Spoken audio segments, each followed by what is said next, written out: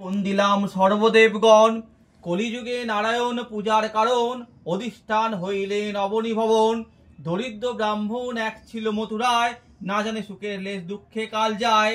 একদিন সেই দ্বিজ ভ্রমিয়া নগর, কিছু না পাইয়া ভিক্ষা হইয়া কাতর।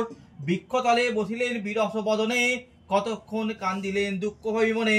দয়ালু হইয়া মনে সত্যনারায়ণ, ফকিরে বিছেদে দিলেন দর্শন।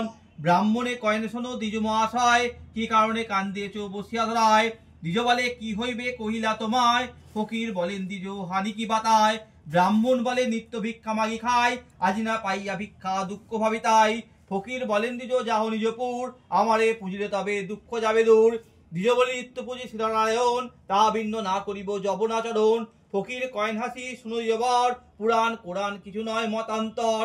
যেই রাম সেই রহিম নাম এক হয়, ত্রিভুবনে নাই দুই জানিবা নিশ্চয়। বলিতে কইতে কথা অখিলের নাথ, শঙ্খ চক্র গদা পদ্ম হইলা চারি হাত। এরূপ দেখিয়া দ্বিজ পড়িলা ধরণী, অনেক করিল স্তব গদ গদ বাণী। দেখিতে দেখিতে পুনঃ ফকির হইল, তাহা দেখি ব্রাহ্মণের আশ্চর্য লাগিল। ব্রাহ্মণ কয়েন প্রভু পুজিব তোমায়, কিরূপে পুজিব বলো ধরি তব পায়। কইছে ফকির শোনো শোনো দ্বিজবর, যেরূপে করিবে পূজা সবার ভেতর।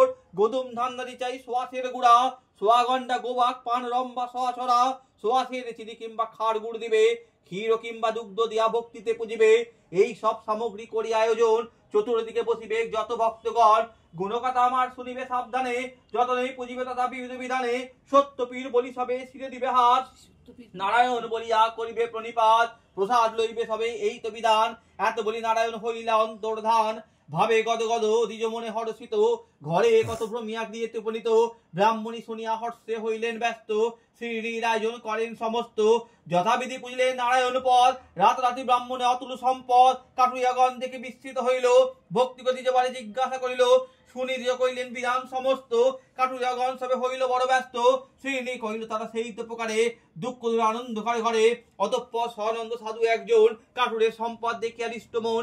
জিজ্ঞাসা আদ্যন্ত বৃত্তান্ত জানিল, শুনিয়া সাধুর মনে ভক্তি উপজিল। সাধু বলে অপ্রতুল নাই অন্ন ধনে, কন্যা নাই দুঃখ তাই হয় সদা মনে। যদ্যাপি আমার এক জন্মে তনয়া, নারায়ণে পুজিব সিন্নি অগ্রে দিয়া। এত বলি গেল চলি সাধু অঙ্গীকারী, যথাকালে জন্মে কন্যা পরমা সুন্দরী। সিন্নি দেবার কথা সাধু পাশ নিল, আনিয়া সুপাত্রে কন্যায় বেরিল। কতকালে সাজাইয়া সপ্ত মধুকর, জামাতা লইয়া সাধু চলিল সফর। দক্ষিণ পাটনে রাজা নামে কলাইদি, সেই যে সদাগরে খেয়াইল বিধি। রাজ সম্বাসিয়া রয় তরণী চাপিয়া, প্রমাদ ঘটিল সিন্নি না দিয়া।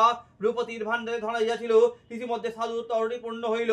ছল পে রাজা তার সর্ব শুনিল, জামাতা শ্বশুর বন্ধন করিল। রাজদেশে কোঠার মশলে লয়ে যায়, পাত্র অনুরোধে তারা ধুয়ে প্রাণ পায়। কারাগারে বন্দি থাকে শ্বশুর জামাই, কি কই উহায় দুঃখের সীমা নাই। এখানে সাধুর নারী আত্মার সুতা, পতির বিলম্ব দেখি মহা দুঃখ জুতা। সঙ্গতি হইলে সেটা পড়ে দুঃখেতে, রাশিত্ব করিয়া থেকে পরের বিয়েতে। একদিন সাধু কন্যা বেড়াইতে গিয়া, হৃষ্টবজিত করে সিন্নি দেখিয়া, বিশেষ জানিয়া কন্যা করিল মারণা। পিতার প্রতি আসে এই যে কামনা, এত বলি ক্রিয়ে গেল সাধুর তনয়া। সত্যনারায়ণ তু পুজিল দয়া, শ্বশুর জামাতা বন্দি কারাগারে। নারায়ণ স্বপ্নে কন সেই নরবরে, শোনো রাজা মহাতেজা আমার বচন। কলিযুগে পূজ্য আমি সত্যনারায়ণ, সদাগর দুইজন শ্বশুর জামাই। বিনা দোষে বন্দি আছে কোনো দোষ নাই। নিশি পয়লে পর দুই সদাগরে, 10 গুণ ধন দিয়া তুষিবে সত্তরে। বলিতে বলিতে হইল মোহন মূরতি, স্বপ্ন দেখি চমকিয়া উঠিলা নিপতি। প্রভাতে উঠে যা সবার গোচর, মুক্ত করে আনাইল দুই সদাগর। বস্ত্র অলঙ্কার বহু ধন দিল, সাধুরে তুষে বিদায় করিল। 10 গুণ ধন পেয়ে নাই দিল ভরা, যাইতে সাধু বড় হইল তারা। আনন্দ সর্বজন সদা কোলাহল, না যেন সত্যদেব করিলে মঙ্গল। সত্যনারায়ণ মন বুঝে সাধুর, ফকিরের বেশে কনবসন মধুর। ঘাটে বসে ভিক্ষা মাগি শোনো সদাগর, ফকিরের কিছু দিয়ে যাও নিজ ঘর। হইবে অক্ষয় ধন আমি দিয়ে যাই, সহত প্রসাদে শোনো সাধু ভাই। সাধু বলে তোমার কল্যাণে কি হবে, তাহলে তুমি কেন কানি পড়ে রবে। তুষারঙ্গার কেবল মাত্র গায়ে, করায় ভিখারি তুমি দেখি সর্বদায়। উনি কিছু না করিল সত্যনারায়ণ, বসে রইলেন ঘাটে বুদ্ধিদয়ন। কতদূর গিয়া দেখে শ্বশুরে জামাই, তু সংজ্ঞার বিনা কিছু আর নাই। 7 9 দ্রব্য সকলে অমনি, কান্দে দুই সদাগর শিরে করে হানি। অতঃপর জামাতা কইল সদাগরে, এখন হইল ভিক্ষা না দিয়া ফকিরে। সেই জন্য সামান্য বুঝি অনুমানে, চলো চলো পড়ি গিয়া তাহার চরণে। এত সেই সদাগর ফেরাইল তরি, পুনঃ সেই ঘাটে গেল তরা করি। দেখিল ফকির তথা আছেন বসিয়া, জনে পড়ে গিয়ে চরণে ধরিয়া। অপরাধ ক্ষমা অধমেরে করদা, নরদম দেখি দেও চরণের ছায়া। হাসিয়া ফকির কয় নাই গিয়া চর, করায় ভিখারি পায় কেন পর। কান্দিতে কান্দিতে পুনঃ কয় দুইজন, কুকর্ম করেছি ক্ষম সত্যনারায়ণ। মানি আসছেন নিভ্রম হয়েছে আমার, অপরাধ হয়েছে চরণে তোমার। কইলাম সত্য বলে দাঁড়াইয়ে, সোয়াশে সোনার সিন্নি দেব গিয়ে। সত্যনারায়ণ তথা সদাই হইল প্রণাম করিয়া নৌকে উঠিল। উত্তরে ঘাটে সাধু হইল কোলাহল, সাধু রমণী কন্যা শুনি কৌতূহল। তরি সামরের ঘরেতে লইয়া শ্রীনি কইলে সাধু হর্ষ হইয়া, প্রসাদ লইল সবে জোর করো পানি, লইতে ভূমিতে ফেলে সাধুর নন্দিনী। দেখি সত্যনারায়ণ করিত হইল, জামাতা সহিত জলে ডুবিল। না দেখি জামাতা সাধু কান্দি উচ্চনাদ, হায় হায় আচম্বিতে হলো কি প্রমাদ। শুনি সাধু সুতা যায় ডুবিয়া মরিতে, জননী না পারে তালে ধরিয়া রাখিতে। হেন কালে দৈববাণী হইল আচম্বিত, সিন্নি ফেলিয়া কন্যা কইল বিপরীত। ইয়াসমি সাধু কন্যা তখন উঠিয়া তথা ফেলাইয়াছিল খাইল চাটিয়া। বাসিল তর্ণি সহ সাধুর জামাই, সে সকল দ্রব্যাদি কিছু নয় নাই। নৌকার জটেক দেব ভান্ডারি টানি, কইলে শ্বাসে সোনার সিন্নি। স্বপ্নে কইলেন দেব শোনো সাধু কই, সোনা হইতে আটায় সন্তোষ আমি হই। সোনা রূপা মণি মুক্তা কিছু নাই চাই, আটাতে পরম তুষ্ট কই তব ঠাই। শব্দ সদাগর পরম আনন্দ, আটা সিন্নি কইল সাধু সনন্দ।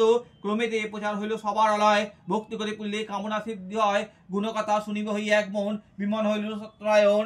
এক মনে শুনে কিংবা পূজে নারায়ণ, তারে কবু ছুঁইতে তা পারিবে সমন। শঙ্করাচার্যের মতো প্রবন্ধ প্রাচীন, অতঃপর বল সবে আমিন আমিন। ওম হরি বল, ওম হরি বল, ওম হরি।